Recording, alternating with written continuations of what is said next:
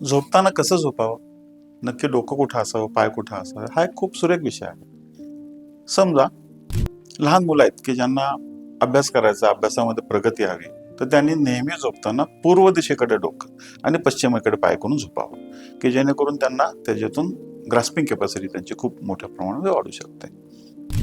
मी नोकरदार आहे, मला नोकरीमध्ये चांगल्या पद्धतीचं काम करायचं आहे, माझं वर्चस्व राखता आलं पाहिजे ॲडमिनिस्ट्रेशन लेवलला, तर मी नेहमी पश्चिमेकडे डोकं आणि पूर्वेकडे पाय करून झोपावं, की जेणेकरून मला माझ्या ऑफिसमध्ये माझे सहकारी मला उत्तम पद्धतीनं मदत करतील.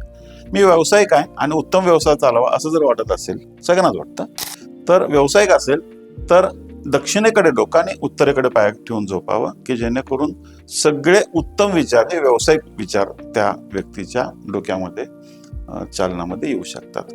मी रिटायर्ड झालोय आणि आता मला माझं रिटायरमेंटचं जे जीवन आहे ते अध्यात्माकडे कल आहे, मला वाचनामध्ये आवड झाली पाहिजे, अशा पद्धतीत सुद्धा मला दक्षिणेकडे डोकाने उत्तरेकडे पाय ठेवून जर मी झोपलो तर माझ्या आध्यात्मिक प्रगती, चांगले लेख वाचण्याची माझी आवड निर्माण होऊ शकते. अशा पद्धतीनं झोपलं तर उत्तम पद्धतीनं आपल्याला त्याचे रिझल्ट हे बघायला मिळतात.